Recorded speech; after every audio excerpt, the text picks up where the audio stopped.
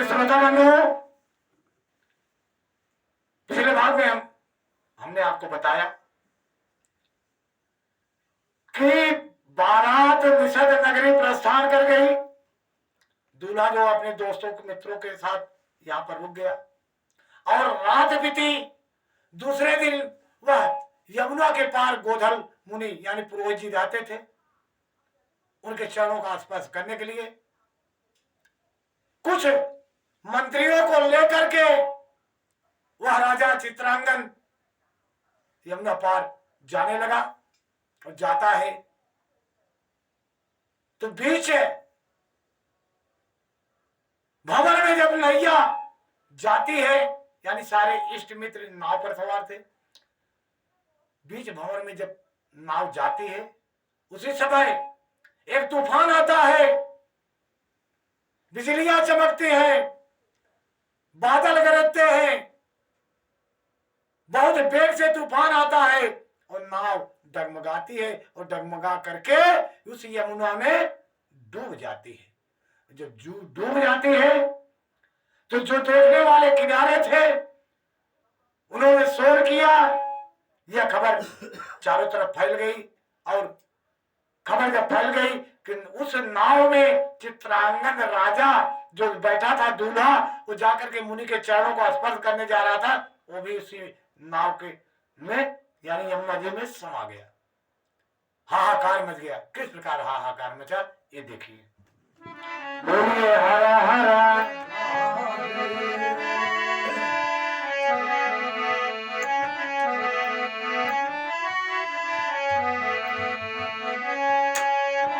सुन खबरिया, सुन खबरिया मचल हो खाना, सुन खबरिया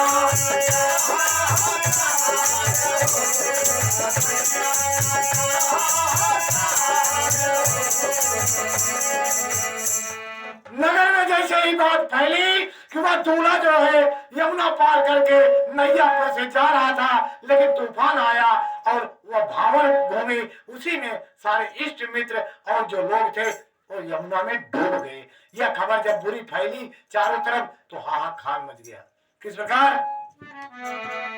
अरे सगरो नगरिया में मातम है छाई हो, मातम है छाई।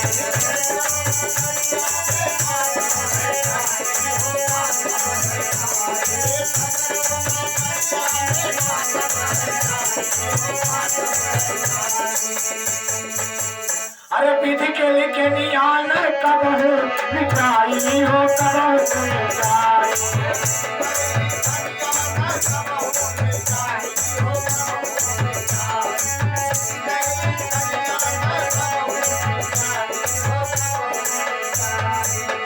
श्रोता बंधु, पहले आप सबको मालूम होगा कि पुराने समय में रीति रिवाज कुछ अलग थे। यानी जिसका पति मृत को प्राप्त होता था उसकी पत्नी लाश को लेकर के चिता पर बैठकर यानी सती हो जाती थी। यह नियम था। लाश तो चित्रांगद यानी दूल्हे की मिली नहीं। हाहाकार मच गया।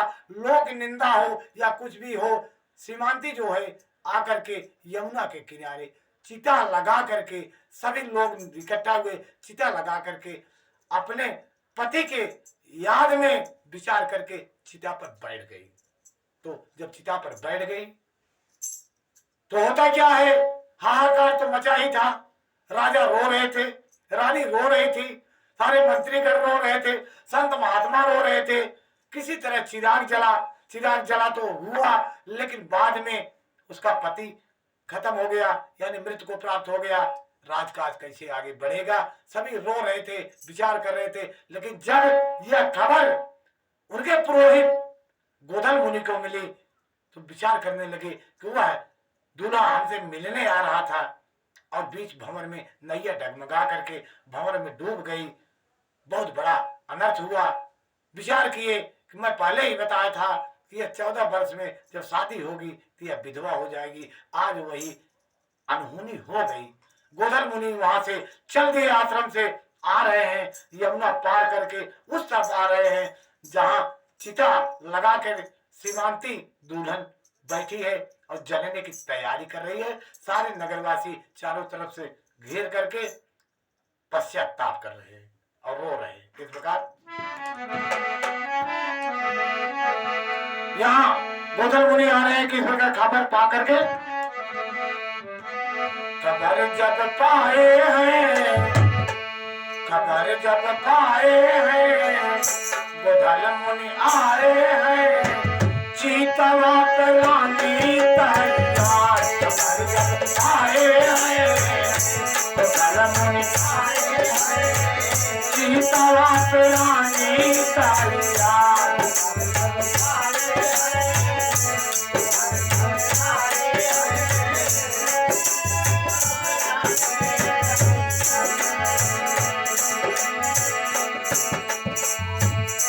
राजा से बोले बानी खबर जब आए हैं, गोधन मुनि आए हैं, सीतावा रानी तैयार। खबर जब आए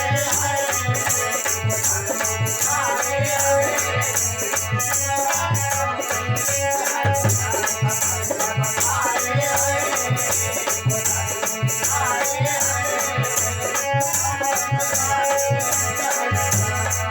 राजा से बोल पानी खबर जब आए हैं, गोधन मुनि आए हैं, सीता रानी तैयार। खबर जब आए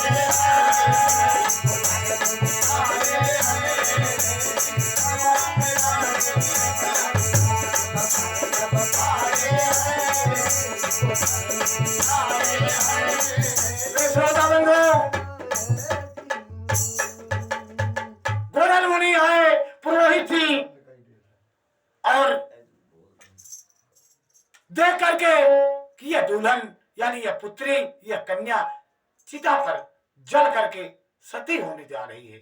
विचार किए कि अभी तो इसके जीवन में आगे सुख है, और आकर के गोधन मुनि बोलते हैं, हे राजन, इस कन्या को चिता पर भस्म मत होने दो, जलने मत दो, इसको नीचे उतारो, अभी तो कर्म लेखनी बाकी है। राजा और सारी जनता चौंक गई कि ये मुनि क्या कह रहे हैं। होते क्या, अरे नीचे चिता उतारो, अभी कर्म योग है बाकी, नीचे चिता उतारो,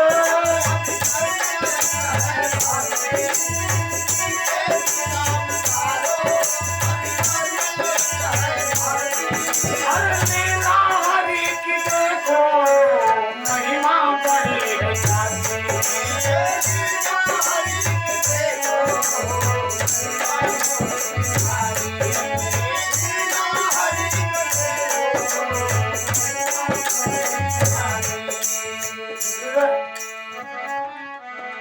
अरे लाए राजा कन्या, राजा जा करके अपने कन्या का बाप पकड़े और बोले, पुत्री, ये पुरोहित जी का, मुनि जी का आदेश है कि तुम सती मत हो, नीचे आओ, अभी कर्म योग कुछ बाकी है। पुरोहित की वाणी अमृत वाणी है, जो उन्होंने कहा था वो सत्य हुआ, लेकिन आगे जो कह रहे हैं वो भी सत्य होने वाला है, इसलिए तुम जलो मत, सती मत हो, चिता के नीचे उतर आओ।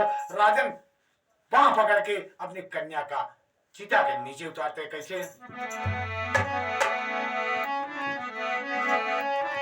अरे लाए राजा कन्या चितवा उतार के, खबर जब आए, गोधन मुनि आए हैं, सीता रानी तैयार।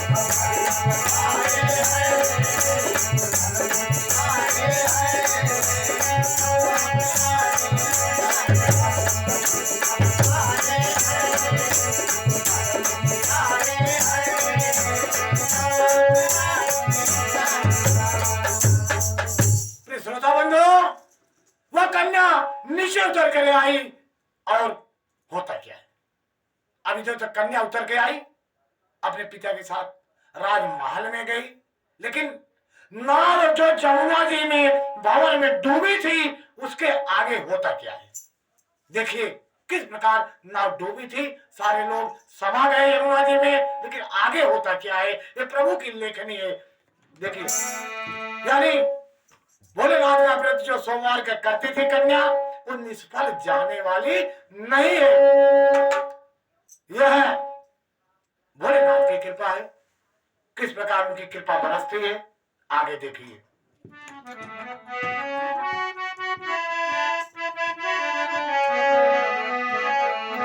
आर जमुन जल बिचवा, जमुन जल बिचवा, नैया समानी जमुना जल बिचवा, नैया समानी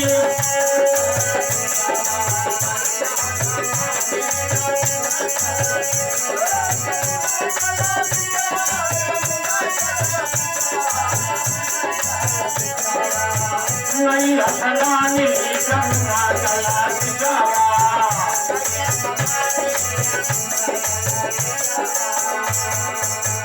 अरे डूबल नवरिया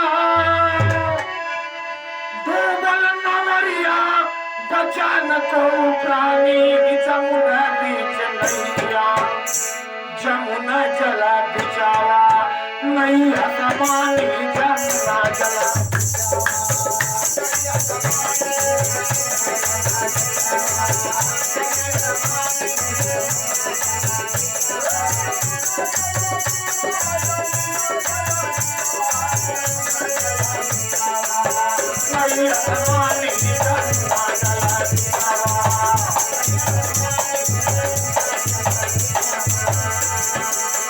देखिए समा गई नाव, कोई प्राणी बचा नहीं, लेकिन जो बचना था उसके बारे में ध्यान से सुनिए।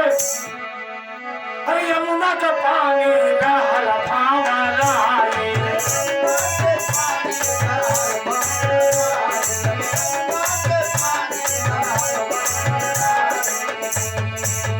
अरे दहवा फूटल रहल अति गहराई, अति गहराई।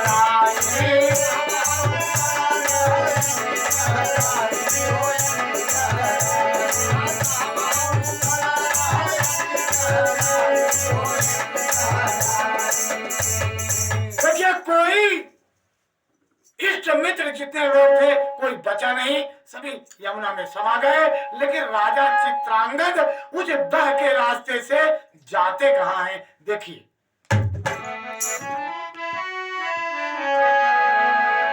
अरे वही रही राजा, वही रही राजा, नागलोक में आनी जमुना जल बिचावा, नहीं समानी जमुना जल बिचावा।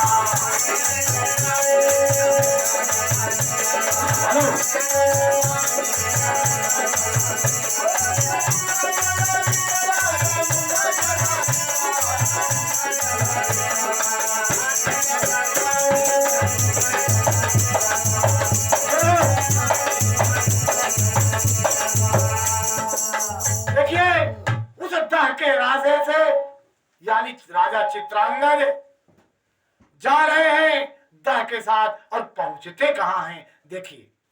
पहुंचते हैं यानी नागलोक पहुंचते हैं, और वहां सारे नाग अपने राजा तक्षक के साथ मंत्रणा कर रहे थे, यानी दरबार लगा था। उसी रास्ते पहुंचे और वहां उस रास्ते जहां उसका मुहाना खुलता था वहां नाग कन्याएं जो टहल रही थी, किस प्रकार टहल रही थी और होता क्या है।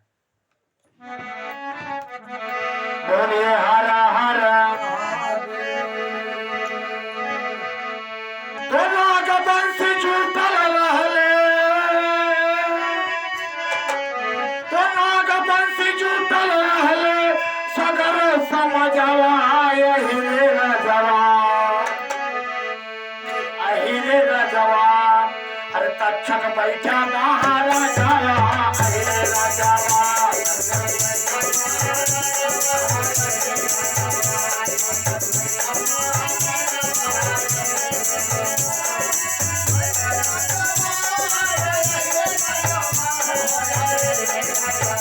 तक्षक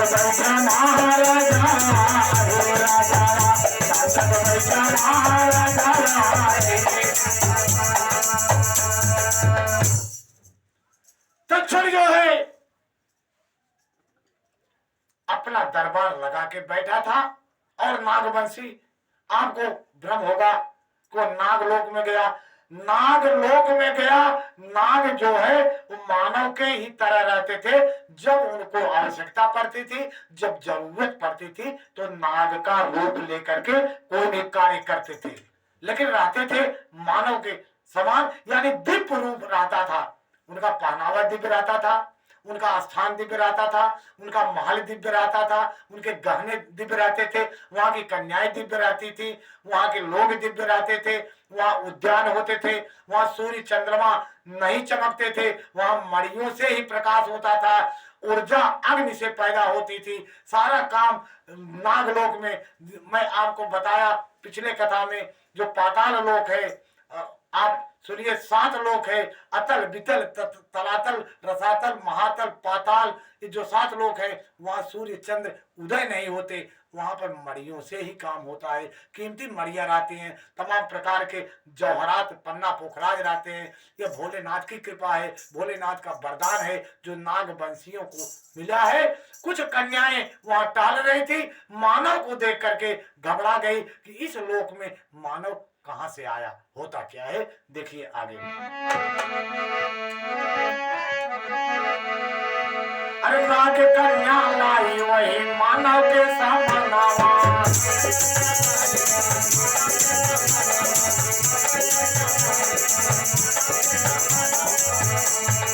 जो नाग कन्याएं डाल रही थी, मानव को देख करके घबरा गई और मानव से कुछ पूछती, उनको कैप्चर करके यानी घेर करके इशारा करके बोली कि तुम चलो, हमारे महाराजा उधर दरबार लगा के बैठे, उनसे जो कहना है वो कहो, तुम आए कहां से हो, कौन हो। और जब वहां से आते हैं, जहां तक्षक बैठा दरबार लगाए, अपने दोस्तों के साथ, यारों के साथ, मित्रों के साथ बैठा हुआ मंत्रणा कर रहा है। देखिए किस प्रकार। अरे नाग कन्या लाई वही मानव के सामनावा,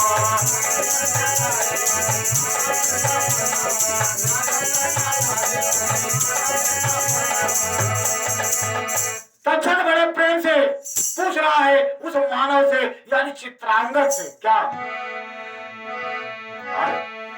तक्षक पूछे कैसे आया के कारण लंगवा।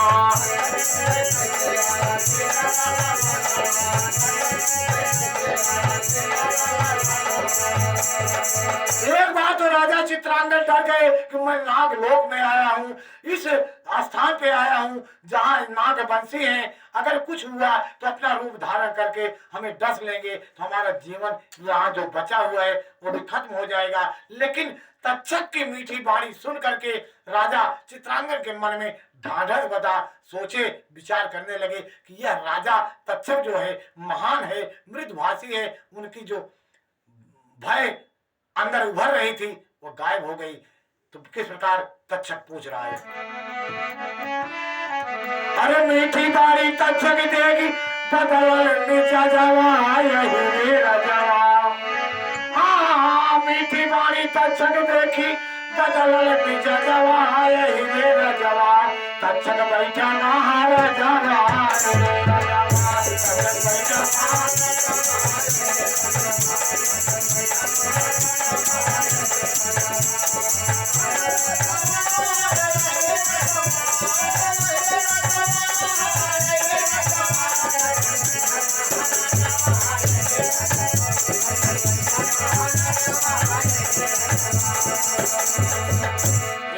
से बोलिए शिव गुरु महाराज की। अब मैं आपको अगली कथा अगले भाग में सुनाता हूँ, तब तक के लिए हमें आज्ञा दीजिए। जय शिव गुरु।